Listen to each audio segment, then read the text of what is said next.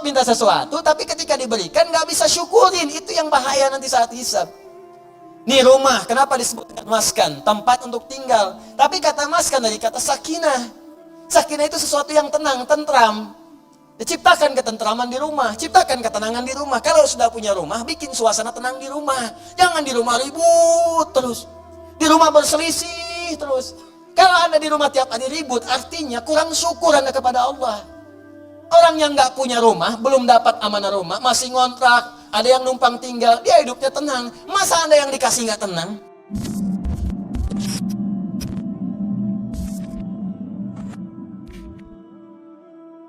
Ketika menggunakan dhammah disebut dengan mubtada. Perhatikan, alhamdu sifatnya mubtada, hukumnya disegerakan. Maka kalau Anda sudah mendapatkan nikmat dari Allah Subhanahu wa taala, Rahman, nikmat sehat, nikmat rizki, harta benda, nikmat keluarga, nikmat kenyamanan hidup, maka bersegeralah untuk memuji Allah Subhanahu wa taala. Syukur kepadanya. Maka Anda ucapkan alhamdu. Sifatnya disegerakan untuk kita menjadikan sifat syukur kita kepada Allah setelah menerima nikmat. Ini hukum umum. Bukankah Anda kalau saya berikan sesuatu, Anda seketika mengucapkan ucapan? Apa ucapannya? Terima kasih. Ya, saya berikan sesuatu, Anda ucapkan pada saya apa? Terima kasih. Ya kan? Anda terima, Anda ucapkan, saya kasih, Anda terima. Begitu saya berikan, terima kasih. Ya kan? Terima kasih Ustaz. Sekarang Allah berikan pada kita. Allah berikan pada saya, Allah berikan pada Anda, Allah berikan pada kita. Nikmat, kebutuhan, rezeki, segalanya. Setelah kita menerima itu, apa yang harus kita lakukan? Maka Allah ajarkan kepada kita. Alhamdulillah. Cepat, segera. Jangan tunda, jangan diakhirkan. Begitu terima, syukur pada Allah. Alhamdulillah. Alhamdulillah. Jelas sampai sini? Makanya kalimat alhamdulillah ini, itu dalam bacaan tafsir bisa dibaca dengan A. Bisa dibaca dengan A, untuk menegaskan. Dari mana taunya Ustaz? Teruskan bacaannya. Waruya an Sufyan ibn Uyainah, wa Ru'bah ibn al-Ajjaj, annahuma qala alhamdulillahi bin nasbi, wa huwa ala idmari fi'lin. Sufyan ibn Uyainah, kemudian juga Ru'bah bin al-Ajjaj, keduanya ahli tentunya dalam bidang qiraat. Ya, keduanya menyampaikan riwayat bacaan dengan fathah. Tapi riwayat ini untuk tafsir. Ingat, bukan untuk bacaan dalam salat. Boleh dibaca dengan fathah, tapi bukan dalam salat. Ingat, dalam tafsir untuk menegaskan perintah segera bersyukur kepada Allah ketika menerima nikmat. Kenapa dibaca alhamdulillah? Untuk menunjukkan kalimat perintah sebelumnya yang ditiadakan untuk memudahkan bacaan kita. Asal kalimatnya kalau kita turunkan, qulu, perintah dari Allahnya. Qulu. Katakan oleh kalian semua, alhamdulillah, alhamdulillah. Cuman kalimat ini yang nggak muncul. Ya, Allah tidak menurunkan kalimat ini karena sudah dipahami oleh orang Arab. Orang Arab paham. Dari mana pahamnya? Karena menggunakan dhammah. Dhammah ini sifat segera. Jadi sifat segera itu nggak dikasih tahu pun sudah paham, harus segera bersyukur. Cuman kita ini yang bukan orang Arab kadang nggak ngerti kenapa mesti dhammah. Maka dijelaskan oleh dua ulama tadi. Kenapa pakai dhammah? Karena asal perintah itu untuk bersyukur sifatnya perintah. Kalau mau dimunculkan dalam tafsir ada kalimat sebelumnya qulu. Kalau dapat anugerah dari Allah cepat minimal katakan, cepat syukuri. Kalau orang Arab gak perlu itu lagi. Makanya ketika Quran diturunkan dengan bahasa Arab tidak menggunakan kata qulu lagi. Saking pahamnya orang Arab dengan itu. Cukup dengan kalimat alhamdulillahi rabbil alamin. Paham? Maka kalimat yang pertama, ini perintah dari Allah Subhanahu wa taala. Kalau sudah mendapatkan nikmat yang tadi, nikmat diberi, nikmat sehat, nikmat rezeki, nikmat macam-macam, maka adab yang pertama dari kita terhadap Allah Subhanahu wa taala, berterima kasihlah kepada Allah Subhanahu wa taala dengan semua nikmat yang telah diberikan itu. Kalimat pertama yang kita ucapkan, segera bersyukur kepada Allah dengan kalimat alhamdulillahi rabbil alamin. Maka kalau ada sesuatu kita dapatkan, adab yang pertama, saya tulis ya, adabnya nanti ada 3. 1, ucapkan kalimat tahmid. Awas, nanti ada kaitan nih dengan penambahan nikmat. Anak lulus ujian, alhamdulillahi rabbil alamin. Ya, proyek dapat, alhamdulillahi rabbil alamin. Ya, dapat tempat pertama, alhamdulillahi rabbil alamin. Dagangan habis di luar dagangan habis. Alhamdulillahirabbil alamin. Ya. Ya, ta'lim lancar, alhamdulillahirabbil alamin. Dapat traktiran teman, alhamdulillahirabbil alamin. Dapat tumpangan pulang, alhamdulillahirabbil alamin. Alhamdulillah. Adab yang pertama. Jadi sudah adab, antum aja manusia ngasih langsung terima kasih. Masa Allah ngasih tiap hari kita ucapkan gak ucapkan alhamdulillah. Itu adab pertama. Awas hati-hati, nanti kalimat ini ringan diucapkan tapi dampaknya besar. Kita akan lihat nanti korelasi dengan ayat yang selanjutnya. Pelan-pelan sebentar di sini. Paham sampai sini? Baik, jadi pertama saya ulangi lagi. Saat kita kemudian mendapatkan semua anugerah dari Allah berupa nilai-nilai kebaikan, maka adab yang pertama bersyukurlah kepada Allah dengan mengucapkan apa? Alhamdulillahirabbil alamin. Baik, adab yang kedua. Fokus. Perhatikan baik-baik. Bukankah di kalimat alhamdulillah ini ada alif lam? Ingat ya, ada apa? Alif lam. Saya sering katakan kepada kita semuanya, pada diri saya, pada Anda, pada kita semua. Alif lam pada umumnya terbagi dua bagian, dua fungsi. Masih ingat? Satu, ma'rifah. Lam ta'rif. Menunjukkan sesuatu yang khusus. Yang kedua, istighraq. Ya, alif lam al-istighraq. Menunjukkan sesuatu yang sifatnya luas, menyeluruh. Semua, segala, tanpa kecuali. Ta'rif, qalamun, spidol, pena, pulpen, qalamun, al-qalam, yang ini bukan yang lain. Sabburatun, papan tulis. As-sabburah, papan tulis yang ini khusus bukan yang lain. Sayyaratun, mobil, banyak di luar kendaraan. As-sayyarah, pakai alif lam, yang itu bukan yang lain. Salatun, umum, salat, gimana aja, mau cepat, mau lambat, bebas. As-salat, salatnya khusus, ada aturannya, ada ketentuannya, nggak bisa sembarangan. Nah, itu baru tahu alif lam ma'rifah saja. Kalau kita bisa baca Al-Quran dengan benar, kita paham. Kenapa kalimat salat dalam Al-Quran yang bermakna ibadah, dari takbir sampai salam, semua kalimatnya pakai alif lam. Kalau nggak pakai domir di akhirnya atau idhofah, pakai alif lam. Coba kalimat salat pertama Al-Baqarah ayat 3. Alladzina yu'minuna bil ghaibi wa yuqimunas shalah. 43 wa aqimus salata wa atuz zakah wa aqimus salat. 45 wasta'inu bis sabri was salat. 153 ya ayyuhalladzina amanu ista'inu bis sabri was salat. 238 hafizu 'alas salawati was salatil wusta. Tadi dibacakan dalam salat Isya, Quran surah 17 ayat 78. Aqimis salata liduluki syamsi ila ghasaqil laili wa qur'anal fajr. Quran surah 29 ayat ke-45. Utlu ma uhiya ilaika minal kitab wa aqimis shalah. Selalu pakai alif lam yang bermakna salat, ibadah. Kenapa menggunakan alif lam? Ingin memberi pesan kepada kita, kalau salat jangan sembarangan. Jangan semaunya. Asal salat. Amin. Masya Allah, zuhur 2 menit. Bayangin. Paling nampak saat tarawih lah. Yang 11 rakaat 1 jam. Yang 23 ada yang 7 menit. Kok cepet amat sih? Amat aja gak cepet-cepet. Lancar tiap tahun diulang-ulang, masa belum lancar juga? Lancar sih iya, tapi kan Nabi juga gak begitu, John. Ada aturannya, ada tumakninahnya, kan? Ada ketenangannya. Kamu gak tumaninah? Enggak, tumaninah sedang sholat sendiri tuh, paling belakang perempuan. Bukan itu. Tenang, bacaan nyaman, fasihnya, kan ada harakatnya, ada tajwidnya, ada sifatnya, ada makhrajnya, ada ketenangannya, ada doanya. Itu aturan, pakai alif lam. Ya, itu ma'rifah. Istighraq menunjuk pada yang luas tanpa ada kecualinya. Semua dicakup. Yang semua yang terdapat, tidak ada satu pun tersisa untuk yang lain. Semua tercakup. Nah, dua-duanya ini kita bisa terapkan dalam hukum kalimat alhamdu. Yang pertama, alhamdu. Kalau Anda ingin mengucapkan terima kasih, syukur kepada Allah Subhanahu wa taala, maka khususkan semua syukur itu hanya milik Allah saja. Jangan mengambil bagian darinya. Ini kalau sudah merasakan semua karena Allah, ini kan yang ngasih Anda selamat Allah.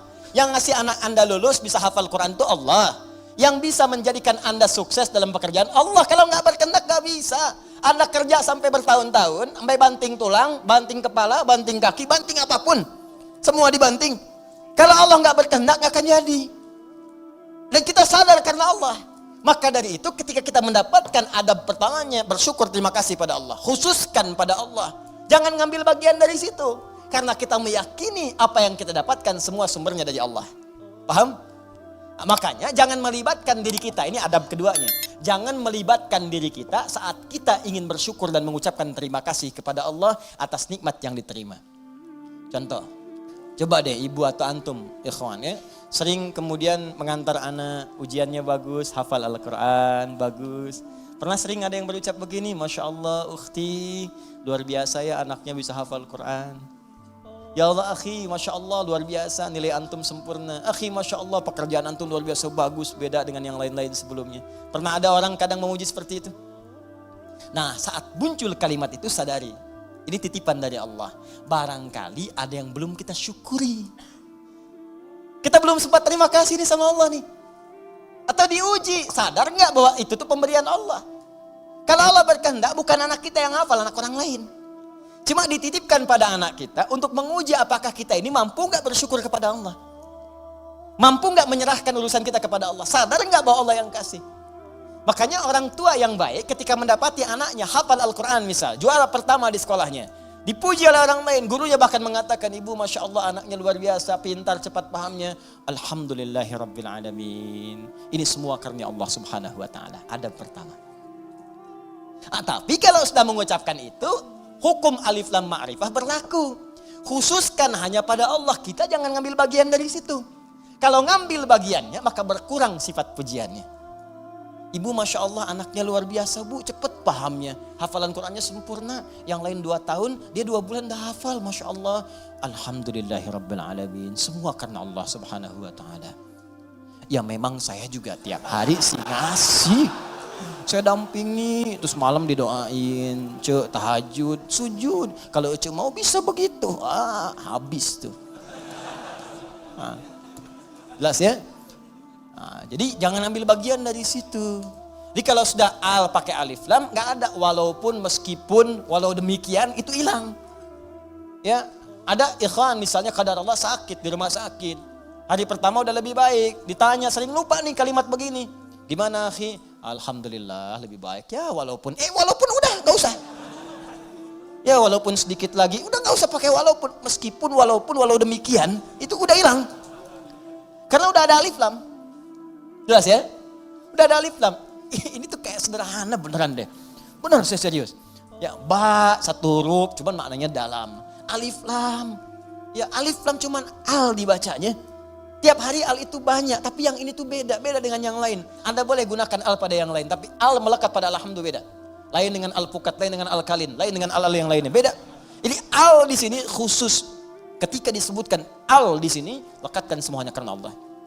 Gak usah campuri pakai yang lain-lain. Makanya setan itu sering menggerakkan di hati kita pada sisi nafsu. Supaya itu dikurangi, jadi nilai pahalanya berkurang. Bukan cuma nilai pahala, nanti saya sebutkan kalimat yang lainnya. Begitu nanti yang ini sempurna, turun nanti pernyataan dari Allah subhanahu wa ta'ala. Begitu benar, akan datang lagi yang lebih besar dibanding yang sebelumnya. Datang, meningkat lagi. Ini yang paling dahsyat. Tapi hukum yang kedua ini mesti berlaku. Jadi begitu ada pujian, ada apapun, ucapkan apa? Alhamdulillahirrabbilalamin. Tutup bagian diri kita yang ingin maju ke depan. Sudah. Tapi, kenapa tapi Pak? Tapi semua ini dari Allah. Tidak ada peran saya sedikit pun di sini. Jelas sampai sini? Taib. Dan al berlaku yang kedua yaitu istighraq pada semua jenis kenikmatan yang kita raih. Ya, awas hati-hati, jangan cuma di satu sisi saja. Awas hati-hati. Lupa kita itu. Dapat yang terasa materi, alhamdulillah. Iya. Alhamdulillah. Dapat proyek, dapat promosi, alhamdulillah. Keturunan, alhamdulillah. Alhamdulillah. Tapi lupa. Bukankah mata ini kadang dirawat oleh Allah untuk tidak sakit? Berapa kali bersyukur dengan nikmat mata ini? Berapa kali bersyukur dengan nikmat telinga yang jelas terdengar? Berapa kali bersyukur dengan nikmat kaki yang bisa melangkah? Anda berharap-harap hebat dapat proyek segala rupa, diuji oleh Allah, sakit kaki aja, nggak bisa berangkat kerja, hilang tuh. Jutaan, ratusan ribu, sekian, sakit, hilang. Cuman kaki aja satu, kena duri aja, ya tak, dah. Telinga nggak berfungsi sedikit, pusing, capek. Mata, kena gangguan, proyek nggak bisa kelihatan, susah. Berapa kali kita bersyukur dengan semua nikmat ini? Kadang kita bersyukur dengan segala hal yang kita dambakan dan belum kita pegang, tapi kita lupa dengan semua nikmat yang telah Allah anugerahkan pada kita dan melekat pada jasad kita. Maka dari itu dipaksa kita untuk mengucapkan kalimat ini setiap selesai salat. Supaya ingat banyak nikmat yang telah Allah berikan pada kita, walaupun kita berharap-harap yang lain yang belum tentu kita butuhkan. Kalau bahasa yang lainnya mungkin, ini nikmat dah banyak yang kamu butuhkan, saya berikan. Itu aja belum disyukuri, kamu minta yang lain. Itu aja belum mampu nyukurin, kenapa minta yang lain? Yang belum tentu kita butuh, belum tentu kita perlukan. Makanya setelah kita subhanallah, subhanallah, subhanallah, subhanallah, makna salat apa yang diucapkan? Alhamdulillah, alhamdulillah, alhamdulillah, alhamdulillah, alhamdulillah. Supaya sadar telah banyak nikmat yang kita peroleh, yang kadang kita menuntut banyak hal yang belum tentu kita butuhkan, tapi kita telah mendapatkan limpahan rahmat yang telah kita perlukan selama hidup kita. Jelas? Nah, bagian terakhir, adab yang ketiga. Ini adab pertama, ucapkan tahmid. Ya, satu. Adab yang kedua, jangan mengambil bagian. Ya. Atau kita bisa tegaskan dengan kalimat, tujukan khusus kepada Allah. Khusus kepada Allah. Jadi jangan mengambil bagian dari tahmid kita itu. Saya naikkan ke atas sebagai adab kepada Allah. Dalam semua nikmat yang Allah berikan kepada kita, baik terasa ataupun yang belum terasakan. Ya, yang terasa sifatnya ini, yang kita dapati dalam kehidupan kita. Yang belum terasakan, yang kadang-kadang kita ikhtiar baru kita peroleh. Jangan bedakan semuanya. Semua setiap kita dapati, alhamdulillah. Makanya kalau berzikir pasca sholat, jangan cuma di lisan. Saat alhamdulillah itu, kaitkan dengan nikmat yang telah kita dapatkan. Dia begitu mengucapkan alhamdulillah, alhamdulillah, alhamdulillah. Bayangkan mata sehat, telinga sehat, kaki sehat, hati sehat, pikiran sehat, bening semuanya. Ya, anak sehat, semua sehat, istri sehat, suami sehat. Alhamdulillah, alhamdulillah. Makanya bersyukurnya nikmat. Alhamdulillah, alhamdulillah, alhamdulillah, alhamdulillah, alhamdulillah. Tapi gak ada yang nyampe ke hati gitu. Gak ada yang nyampe. Coba deh ucapkan pelan-pelan. Alhamdulillah, alhamdulillah, alhamdulillah. Rasakan. Ini itu tenang ke hatinya itu. Enak gitu. Zikir yang terasa itu nikmat ke hatinya. Dan ada ketenangan dalam jiwa kita. Ada getaran. Ada getaran tersendiri. Enak rasanya itu. Ada sentuhan ke hati kita. Ya, sentuhlah ia tepat di hatimu. Maka ia akan jadi milikmu untuk selamanya.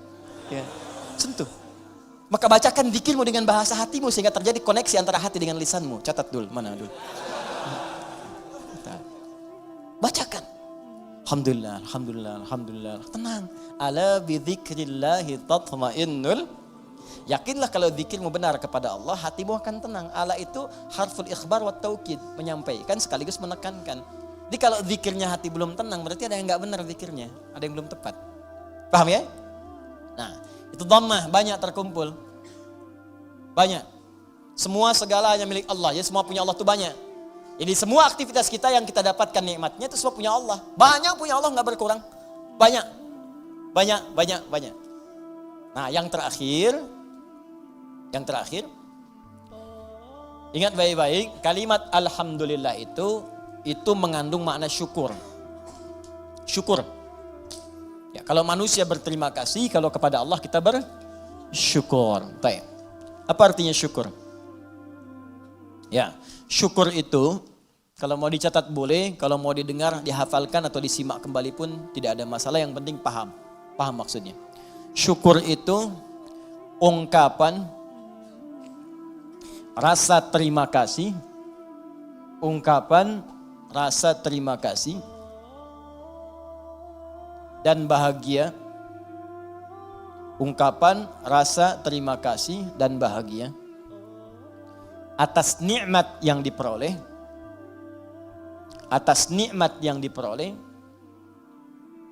dengan cara menggunakan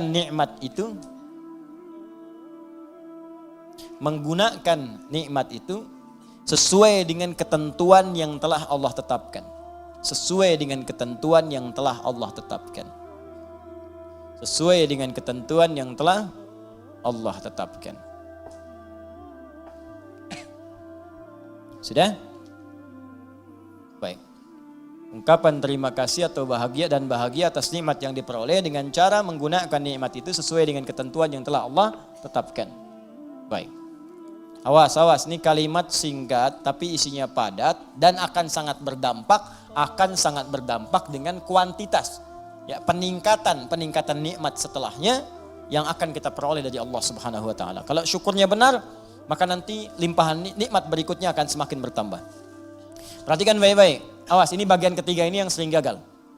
Di syukur ini, adab pertamanya alhamdulillah, betul. Begitu menerima, alhamdulillah. Adab keduanya, tujukan semua karena Allah. Tapi di adab yang ketiga, ini yang paling penting dan tidak sedikit orang gagal di sini. Jangan cukupkan syukur pada kalimat alhamdulillah. Tapi optimalkan nikmat yang diraih itu sesuai fungsinya yang telah Allah tetapkan. Misal, Allah kasih pada kita nikmat sehat di mata, melihat jelas. Kita bisa bedakan objek, ini laki-laki, ini perempuan. Ini peci putih, ini peci yang hijau. Ini peci biru, ini peci yang hitam. Bahkan yang paling nikmat, paling besar, kita bisa membedakan nikmat hak dan batil.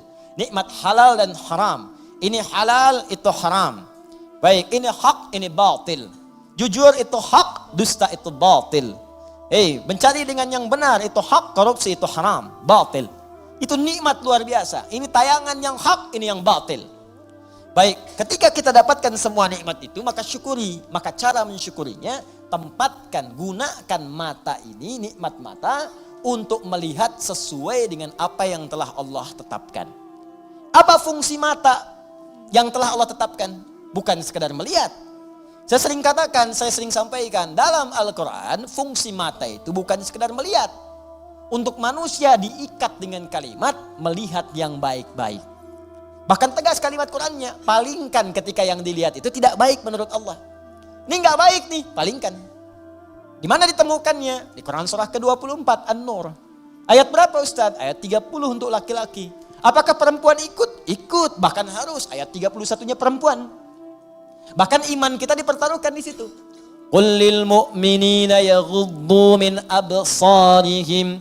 Katakan pada pria-pria yang masih merasa punya iman, kalau enggak punya iman ya enggak masalah, karena imannya enggak ada, maka enggak ada rem dalam dirinya. Karena iman enggak ada, maka enggak ada petunjuk pada hatinya. Di hati itu ada iman. Kata Allah, kalau hatinya ada iman, maka iman itu akan merambat ke seluruh anggota tubuhnya. Saat dia naik ke mata, yaghuddu min absarihim, maka imannya akan menunjukkan apa yang harus dilihat oleh matanya. Ketika yang dilihat itu tidak benar menurut imannya, maka dia akan palingkan dari pandangan itu. Nah, jadi kalau ingin mensyukuri nikmat mata, pakai mata ini untuk melihat yang benar-benar.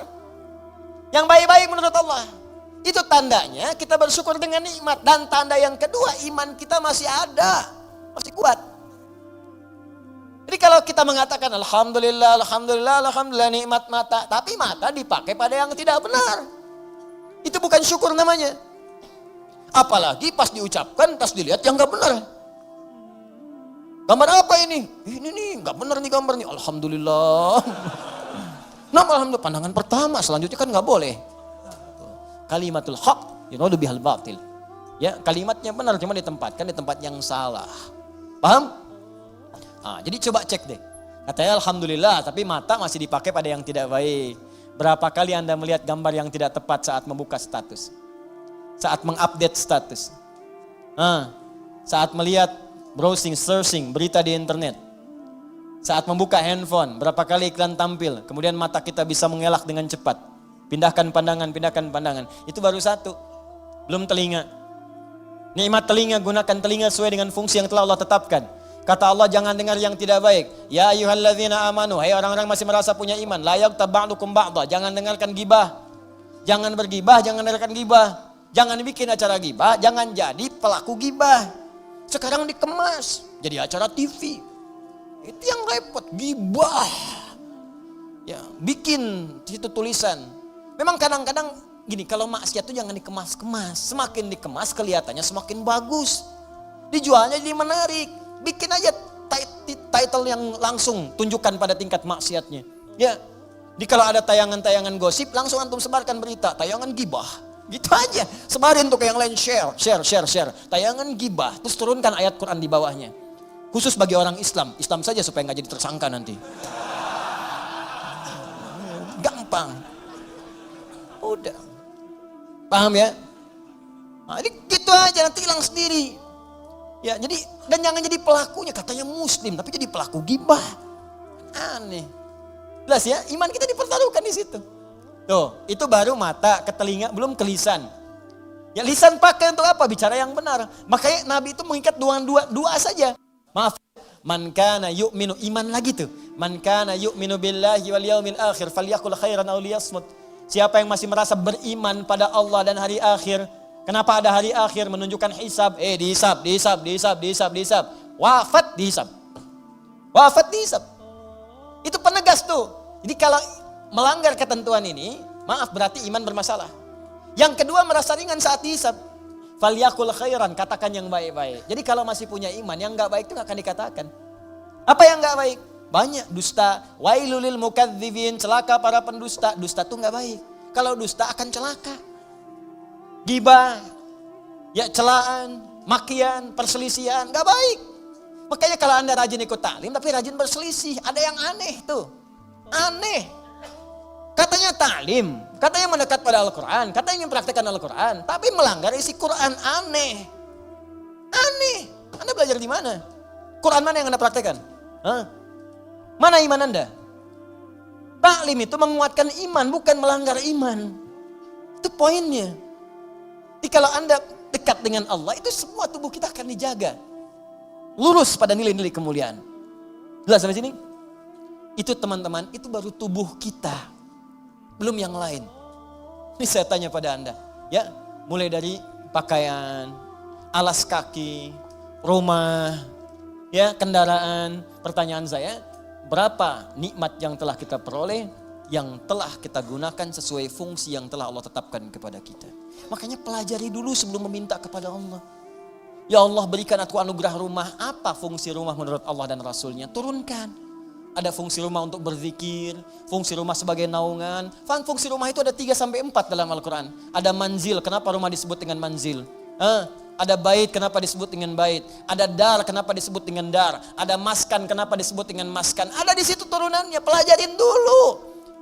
Jangan ngotot minta sesuatu, tapi ketika diberikan gak bisa syukurin. Itu yang bahaya nanti saat hisab. Nih rumah, kenapa disebut dengan maskan? Tempat untuk tinggal. Tapi kata maskan dari kata sakinah. Sakinah itu sesuatu yang tenang, tentram. Ciptakan ketentraman di rumah, ciptakan ketenangan di rumah. Kalau sudah punya rumah, bikin suasana tenang di rumah. Jangan di rumah ribut terus. Di rumah berselisih terus. Kalau Anda di rumah tiap hari ribut, artinya kurang syukur Anda kepada Allah. Orang yang gak punya rumah, belum dapat amanah rumah, masih ngontrak, ada yang numpang tinggal, dia hidupnya tenang. Masa Anda yang dikasih gak tenang? Padahal tempatnya disebut maskan, tempat untuk tenang. Ustadz, kenapa saya nggak tenang? Karena Anda nggak belajar turunan dari maskan. Maskan itu sifatnya sakinah. Sakinah itu dibawa ke rumah tangga. Ayatnya Quran 30, surah 30 ayat 21. Pelajari ayatnya. Di situ ada sakinah. Sakinah dapat, mawadah turun. Mawadah turun, rahmat dapat. Di situ disingkat sakinah, mawadah, rahmah. Disingkat jadi samara. Dibawa ke dapur jadi sambara. Itu. Ini kan pernikahan seperti sayembara, tebak-tebakan. Anda mendapatkan samara, tapi Anda tidak menggali hikmahnya, bagaimana bisa meraihnya? Anda mendapatkan pengen sakinah, tempatnya maskan yang punya Allah, tapi Anda sendiri jauh dari Allah, bagaimana bisa mendapatinya? Makanya fungsi rumah yang kedua disebut bait. Bait itu dari bata yabitu, baitan, tempat menetap. Tapi bukan sekedar menetap. Karena dalam Al-Quran ketika disebutkan bait, sesuatu yang mendekatkan diri dengan Allah. Makanya Ka'bah disebut bait. Quran surah ketiga ayat 96. Inna awwala baitin wudi'a lin-nasi alladzi bi Bakkah mubarakah. Sungguh rumah pertama yang ditetapkan untuk manusia itu apa? Ka'bah yang terletak di Mekah yang diberkahi.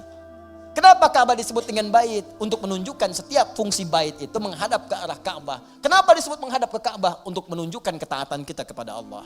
Ibadah. Diturunkan di hadis Nabi. Pakai zikir.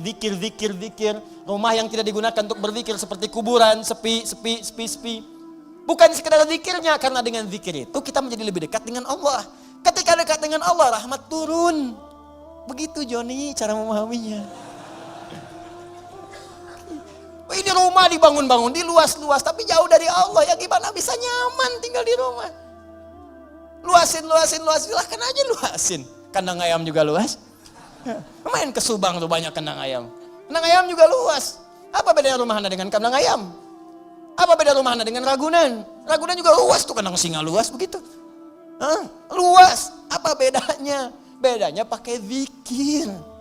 Zikir. Apa itu zikir? Banyak di Quran. Salat zikir, Quran surah 20 ayat ke-14. Wa aqimi sholata li dzikri, baca Quran zikir, Quran surah ke-15 ayat 9. Inna nahnu nazzalna dzikra wa inna lahu lahafizun. Bacaan subhanallah alhamdulillah kalimat thayyibat zikir, Quran surah ke-4 ayat 103. Asmaul husna zikir, Quran surah ke-2 ayat 152. Ditafsirkan Quran surah ke-17 ayat ke-110. Doa itu zikir, Quran surah ke-7 ayat 205. Menghafal Quran zikir, Quran surah ke-54 ayat 17, ayat 22, ayat 32, ayat 40. Kenapa enggak dihidupkan di rumah tuh begitu? Zikir. Semua, ayo coba deh. Dengan istri menghafal kan? Masya Allah. Enggak apa-apa sambil bercanda. Setelah itu berlomba. Enggak apa-apa. Mama, sayang, Masya Allah. Tahu enggak bedanya keramik sama kamu? Wah, gitu.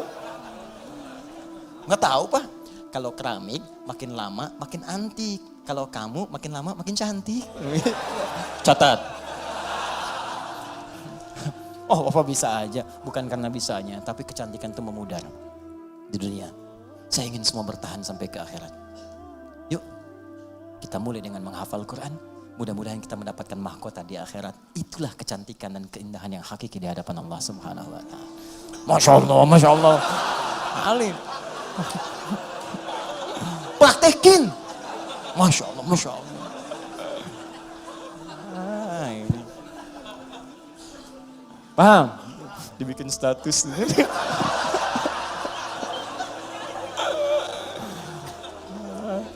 Aduh. Dunia ada aja. Gitu caranya. Ini kalau dipakai begitu enak tuh. Coba lah anak-anak. Kalau lihat anak tuh lagi kosong dia baca Quran, lagi main tiba-tiba baca Al-Mulk, baca Al-Qalam, baca macam-macam. Itu indah pokoknya deh. Antum lagi pulang lagi capek tiba-tiba anak dalam mainnya dia baca tuh. Amma yatasalun, lagi main aja, main sepedaan, main apa gitu. Hidup tuh suasana rumah. Pakai trigger dulu, ya, kayak speaker aktif atau apa gitu kan. Ya, kemudian pasangkan 24 jam putar. Jadi suasananya terbawa. Antum belum baca nggak apa-apa, mulai pasang dulu aja speaker aktifnya. 24 jam isi, nggak apa-apa muter. Dan biasakan ya anak-anak begitu. Ya, saya berusaha mencoba. Ya, setelah itu kita berbagi dan itu dampaknya besar. Ya, saya praktekkan dulu sendiri, saya coba dulu pada anak-anak tuh dekatkan dengan Quran. Terus beli mic-an, dia bicara dengan Quran. Quran itu karena biasa Quran, makanya ketika dikasih mic pun bukan nyanyi, kasih Quran. Ya, nyampe dibawa ke mall. Begitu ke mall lihat tuh ada mic yang standing itu berdiri. Ya, Masya Allah. Orang kan biasa pakai buat karaoke, tulisannya karaoke. Dia cobain di mall. Ya, wailul likulli humadzatil lumazah. Di mall bayangin tuh. Tapi ya biarin aja, sekali-kali di mall ada ngaji kan.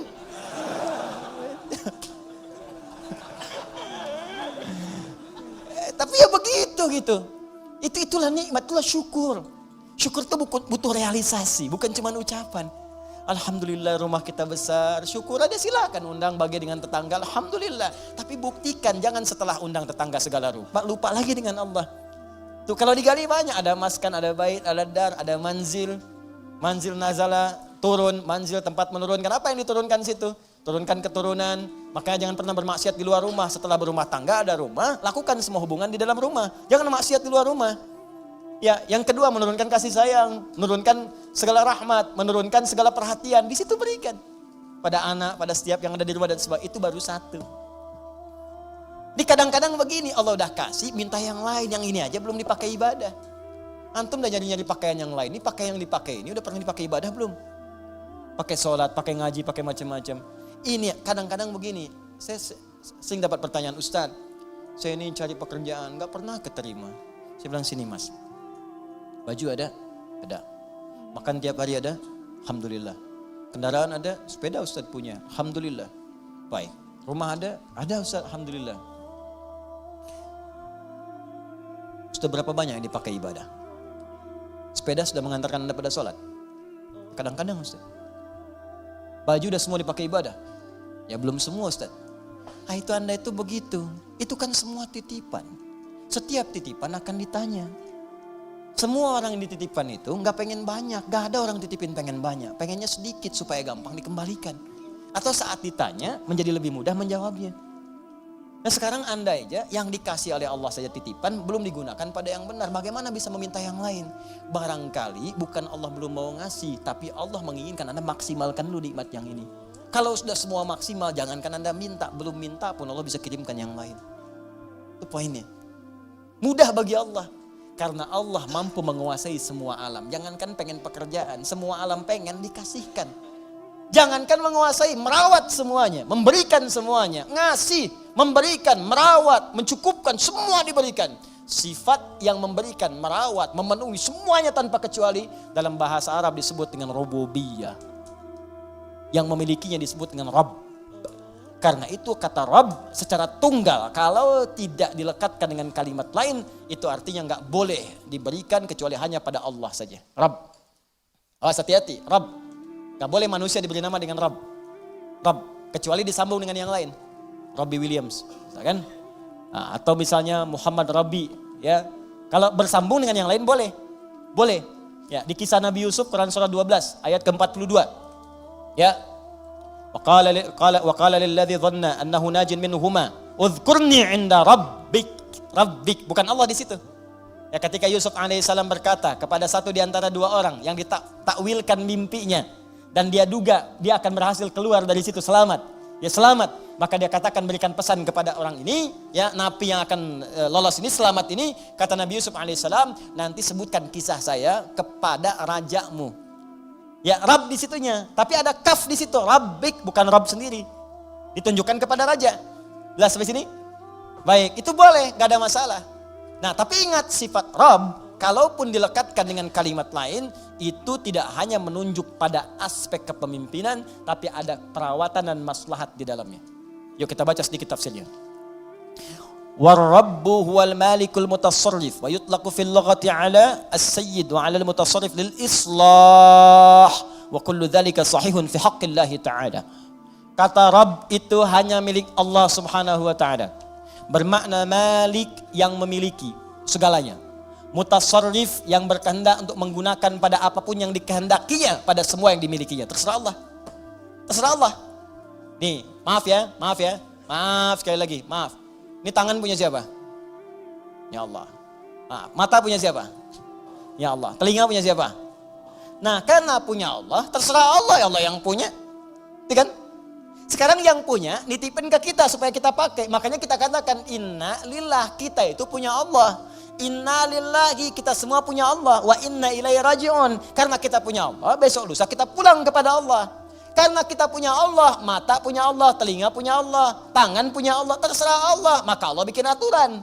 Karena kamu punya saya yang ciptakan. Nih cara menggunakan semua jasad dalam tubuhmu. Pakai sesuai petunjuk pemiliknya.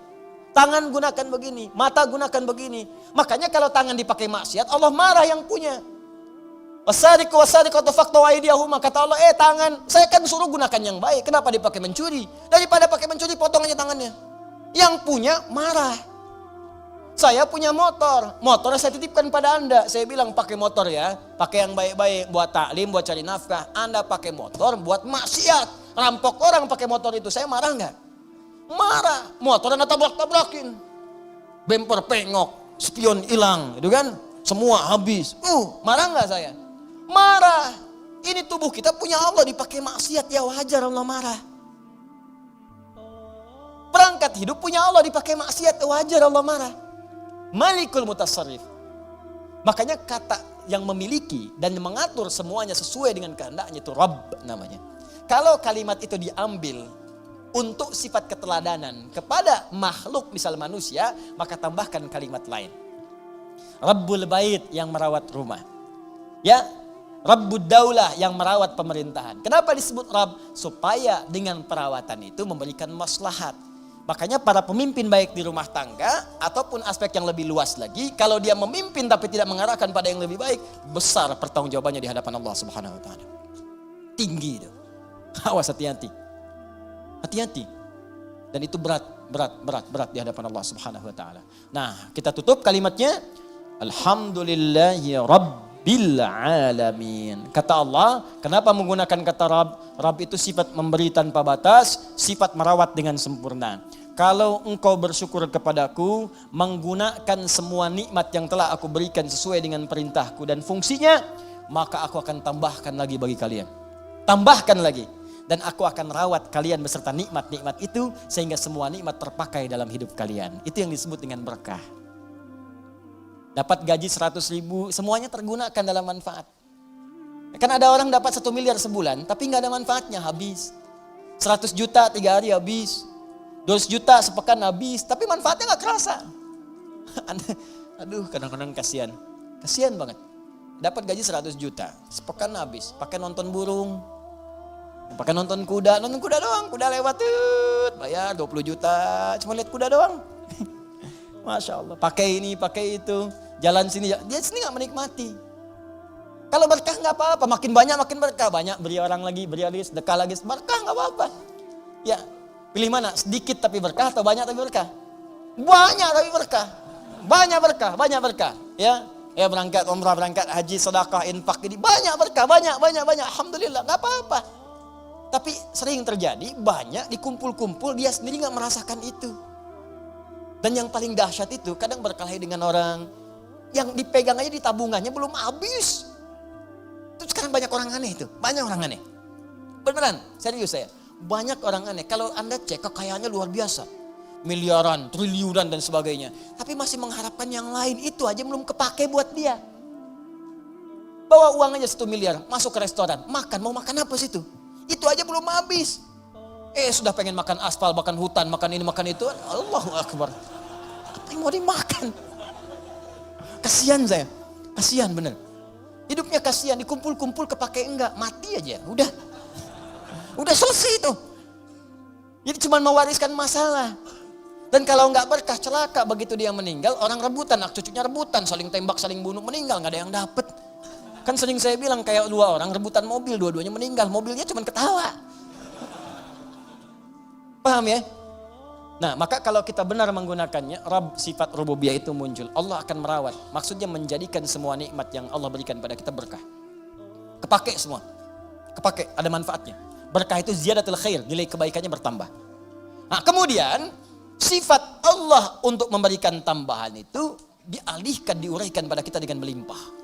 Tambah. Kata Allah, jangankan rumahmu yang kecil itu, semua alam saja tanpa batas saya bisa rawat. Jangankan kau minta yang sedikit, minta semua alam pun aku berikan karena aku Rabbul Alamin. Karena itu sifat lillah, alhamdulillahi, harakatnya. Kemudian sifat yang kedua ikut, Rabbi bukan Rabbu, Rabbi i-nya menunjuk kepada Allah tadi. Seperti Bismillahirrahmani. Ya, Rahmani i ke Allah. Maka Rabbi ke Allah, Rabbil Alamina.